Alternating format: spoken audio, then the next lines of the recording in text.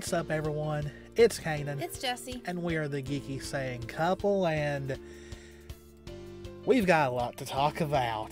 Alrighty, so the other day was a Pokemon Presents.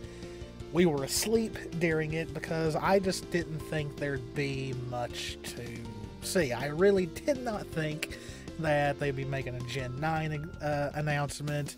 I thought maybe we might get a Legends update, which we still did. Apparently most of it was stuff from mobile games like Pokemon Go and stuff like that. But at the very end, whoo-hoo-hoo, so Gen 9 is officially coming. We've got Pokemon Scarlet, Pokemon Violet. Me and Jess have already decided we're going to get both. She's going to get Violet. I'm going to get Scarlet because, you know, I'm the fire one. And, yeah, so this is exciting. Now, the trailer was really weird. I did go back and watch the trailer. It started off with this live action, like, really tense atmosphere. A lot of people thought it was Detective Pikachu 2.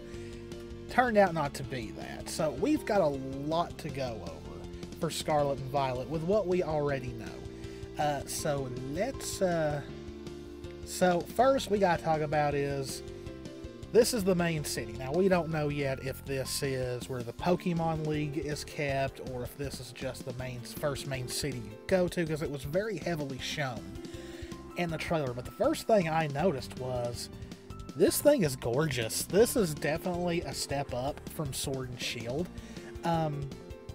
Which, to give a little bit of a background real quick, both me and Jess love Pokemon. Whether it's Jess's obsession over Eevee, or really anything that's on 4 legs and furry, like, you know, she loves Vulpix, she loves Ninetales, Growlithe, Arcanine, anything that looks like a cat, a dog, or a fox of any kind, she's crazy about. Me, like, I'll admit, my first games were the 3rd generation, which was Ruby and Sapphire, which is one of the reasons why 3rd generation is still my utmost favorite. But when I was a kid, I was mostly into the cards, I was into the cards and the anime. Yeah. I didn't have a Game Boy. Well, I mean, I had a Game Boy, but I never had access to getting those things. Like, so I didn't get to play any games till I was much, much older, just because, I mean, we couldn't really afford it. Or our parents couldn't afford it. Yeah, so I really couldn't ask for it. So instead, I collected cards and rented the anime from Blockbuster yeah. every single weekend. Yeah, I was into the anime. I did collect some of the toys and the cards, which is why I still open cards on the channel, even though I've not done it in a while. They're way more easier to find, and, you know, just got to be able to afford them. But Gen 3 got me into it on the Game Boy Advance, and then, of course, I finally got to play the 1st generation with Fire Red and Leaf Green. Bought a copy of Crystal off eBay or Amazon, played it that way. Got like halfway through Gen 4 and I just never picked it back up. I bought Gen 5, never finished it. Bought Gen 6, never finished it. Completely skipped Gen 7. And with Sword and Shield, I know a lot of people did not like Sword and Shield, but you guys gotta understand. Since like middle school, I wanted a main Pokemon game on a console. I wanted one during the GameCube, during the Wii, during the Wii U. They just never did it. But with the Switch, things have changed, since it's both a handheld and a console. Of course, we had Let's Go Eevee and Let's Go Pikachu, which were pretty much remakes of Pokemon Yellow. But that's more Jess's game. Jess bought... That was the first game I think I bought by myself. That was a big, like, at the She got time, the it was a guide big and thing. everything. Yes, I have the guide, I have, yeah. But then after Sword and Shield, of course, we've had side games like Pokemon Snap. I believe the Pokemon Mystery Dungeons, I think that's what it's called, the Mystery Dungeon series. There's been one of those on the Switch. And of course, we've got the remakes of Diamond and Pearl, which I still need to try out. But then, of course, Legends Arceus, which I am playing on the channel. But now we've got this. So the game does look gorgeous. This looks amazing. Like, because even for the Switch, this is a pretty big graphical update from Sword and Shield. So we did get we got some biome shots, you know, your typical areas. This little field, like on the coast area, it looks like Pokemon.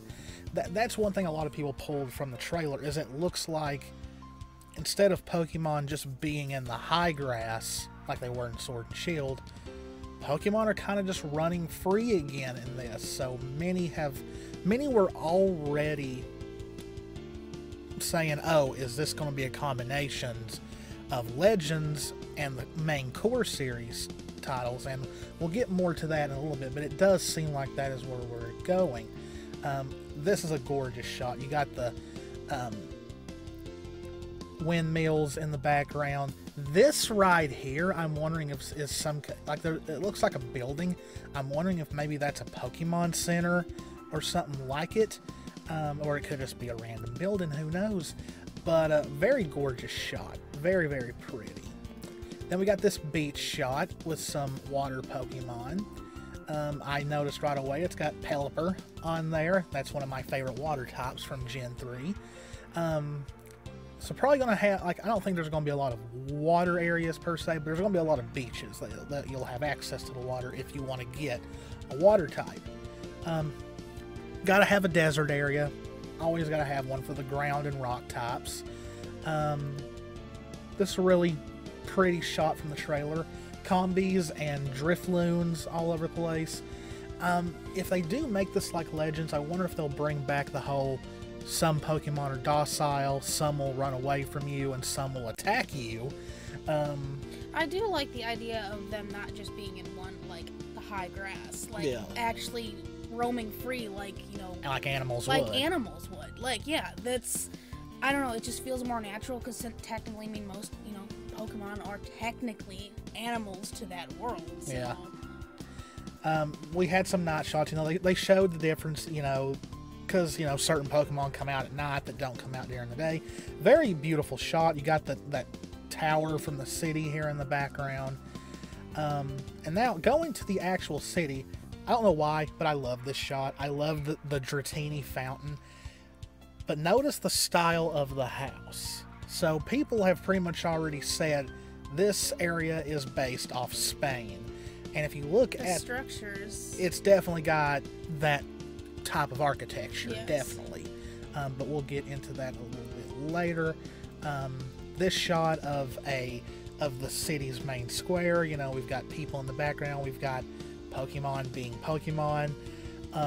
There was one shot in the trailer where it showed Pikachu sitting in the square. It's like, you gotta have Pikachu in the trailer somewhere. Now this building right here was heavily focused on in the trailer. In almost any shot of the city, you can see it. There is a real-life structure that looks like this in Spain. I could not pronounce what it's called, but it's got a big old pretty crystal-like Pokeball in it. So I'm wondering maybe if this is where the Pokemon League is, like this is where the Elite Four and the Champion are, or if it's just like the main city of the region, because we don't have any details yet about gyms or anything like that, although I'm pretty sure there will be gyms in it. But yeah, they really focused on this. Now this next picture is going to be kind of big, so we may be covered a little bit, but I've got to say, this is the player house. I am jealous. Could you not imagine having a pad like this? The ocean view, just the house itself is gorgeous. Like this, a dream house. Yeah, like this. I think this might be the nicest looking house a Pokemon protagonist has ever had in the series. Like this house is gorgeous. I mean, it's got, but once again, it does look like it does borrow from Spanish architecture in a way. But I mean, God, that view. Because if you look at, like, especially pictures from like Barcelona has some of the prettiest architecture. One of my cousins actually studied abroad there, and she sent pictures back, and yeah, it does heavily reflect that. I mean, one thing I want to point out is a lot of people criticize, of all things, the trees in Sword and Shield. We've got like 3 or 4 different species of trees in one that one picture. Yeah, so... And if you go back through all the other shots that we had, there was tons of other like trees and greenery and stuff that was different types. Yeah, man, this this house. This looks like your stereotypical tropical dream for a beach house getaway. Like, holy, the only thing you'd have to worry about is hurricanes, but man, that's gorgeous. Okay, so this next shot is in the player's house, and we get a little sneak right here of the region map. And people have already said, yes, it looks like the continent that Spain and Portugal are on already, because it's got that shape. I've noticed, besides the little body of water up to the north, besides the ocean around it, there's not much bodies of water that you can see right now. That you can see right now. But yeah, of course, they have their own Switch and stuff like that. That's a thing in all the Pokemon games. But so yeah, got a little glimpse of the region map, but not a whole lot to really go off of. Another thing was how detailed some of the Pokemon look. Like right here with Magnemite. It looks like a metal ball. Yeah, he literally looks like, or it looks like, because Pokemon have different genders, but it looks like that this Magnemite is made out of metal, and that it doesn't look like it's made out of plastic, or some games have looked. And even with Survivor here, you see the scales, you see the detail on it, so that's exciting. I really think they were probably working on this alongside Legends, so they probably have been working on this for a long time, so they've been able to put way more detail in it. Now, this next picture I know is really big, so you may not see us a little bit, but here we have the male and female trainers for Scarlet and Violet, and as you can see, their outfits actually change a little depending on what version you play. In Scarlet, I like Violet's more. You do? Yes. I actually do like Scarlet's more. But you got black shoes, white socks, red shorts, red tie, blue hat. In Scarlet and Violet, you got brown shoes, black socks, blue shorts, blue tie, white hat. Now, of course... White or gray. Yeah. But of course, a lot of the games, I think since Generation 6, maybe... You've had the option to buy clothes, change your hairstyle, change your hair color. So this is just the default. I know a lot of people have already been hating on these trainers that, that they're bland looking, they look like background characters, which, I mean, most of the Pokemon fandom you can't make happy anyway. But maybe this is just the simple default, and you can create and customize more of it. Yeah. I mean, that's the fun when they give you just a plain default. You can customize it to your own. I do think it's kind of funny that they did kind of give more personality to the female trainer in this. But going more on the trainers, we do have in-game pictures of them, and people have already complaining that they liked the anime more look of the trainers in past games, where these trainers look way too real, like actual people. But I mean, it's different. I kind of like this difference because also it reflects on the Pokemon we've seen. They look more real. Like, that's what we want. We want to see lifelike looking Pokemon. You can dream we have them in our world, Yeah. So here's the male trainer, and also we've got some pictures of battles. Now, they have confirmed that this is an open world game, so it's not going to be route to route and all that like in the past. So I have a feeling, which we'll have to see more. We're going to have to see some more gameplay to really push this home. But I really hope that this is pretty much the openness of Legends, but with the same structure as past games. Like, yes, you're going on a Pokemon journey to beat gyms, collect badges, take on the Pokemon League, but but being on a really just big wide map where you're not exactly trapped by just following the routes all the way through. And apparently I've read that they have confirmed that, unlike Arceus, where, you know, you had to travel and the maps would load in, this is going to be seamless.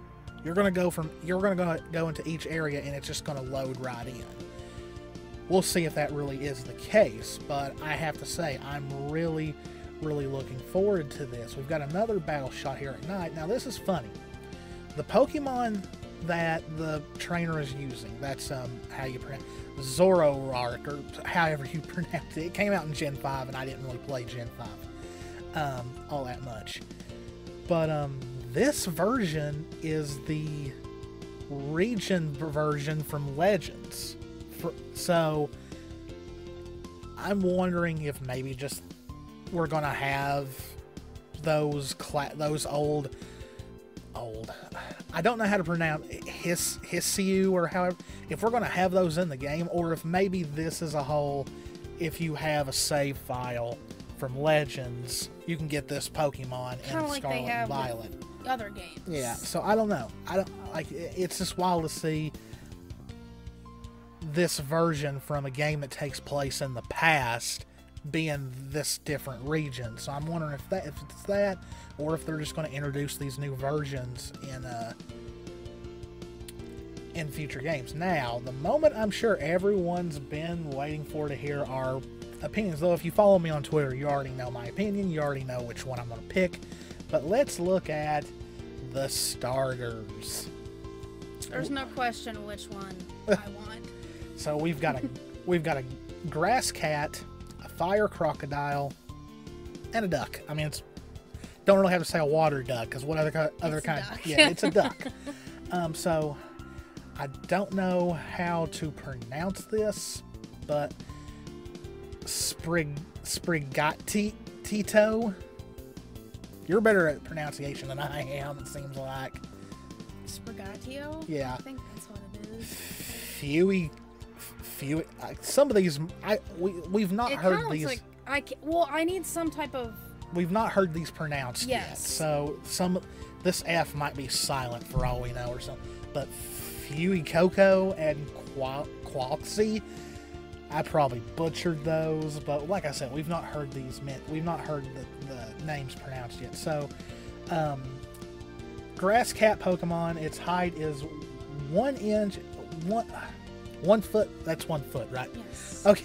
If it was 1 inch tall, it'd be this big. I don't read height all the time. So, 1 foot 4 inches, 9 pounds, and its ability is Overgrow. The Crocodile is a fire croc Pokemon. 1 foot 4 inches. So, it and the cat are the same height. Weight 21.6 pounds. He's gonna be a heavy boy. Well, I mean, it'd be kind of funny if the crocodile didn't weigh more than the cat. Yeah. Ability is Blaze. Then we got a duckling Pokemon. Height, it's the tallest, 1 foot 8 inches, 13.4 pounds, and the ability is Torrent. So we're picking the grass cat. There's no question. Usually I go fire type. I've only picked a grass type in one game, and that was Generation 4. I went with Turtwig. 5, if I had completed it, I think I picked the grass type in that one. And then 6, I would have went with the fire type in that one. Same with Gen 7, I would have picked Litten. And then Gen 8, I picked Scorbunny. So usually I'm a fire type. I've only picked a water type once, and that was Gen 2. I went with Totodile. But yeah, I'm breaking my mold and going with a grass type this time around, because I can't. Like you can ask Jess. I want this cat. I want a plush of this cat really badly. Well, we know if we ever take Alfie to a con, what he's cosplaying as. But so yeah. So what do I think of these? I think they're fine. I mean, have there been better looking starters before? I mean, that's subjective. But as long as there's at least one that I really, really like, it doesn't really matter to me. And in this case, there is one. I love the grass cat. I want it. I have to say that, though, Everyone the says crocodile kind of reminds me in a way, because of the coloration design, at least in the face, it reminds me of Cubone. I thought you were going to say an apple, because Well, But which there is a Pokemon that looks like an apple, so they might have it's going to be an apple Crocodile. And a lot of you have already said the duck looks like Donald Duck. And of course, a lot of people are waiting until they see its evolutions, but I don't care what this grass cat turns into. I'm going with the grass cat. There's no ands, ifs, or buts about it. I think you're the same way. You're going with the grass cat. Yes. I might do a second playthrough with the fire type, but yeah. So the biggest news, though, besides the games being announced, was when it's coming out, and that is late 2022, this year. So it's either going to be a fall release or a Christmas Christmas release. More than likely it'll be a fall release because Pokemon games usually come out around October and November, so just in time for our birthdays. So it'll either be a birthday gifts or Christmas gifts. Yeah. And we've already decided I will pre-order Violet for her and she'll pre-order Scarlet for me. But that way we can trade and stuff like that. But yeah, I'm excited. I can't wait. I'm excited that it's coming out this year. I am playing Legends Arceus. I've only done one episode though, but Friday will be the second episode though.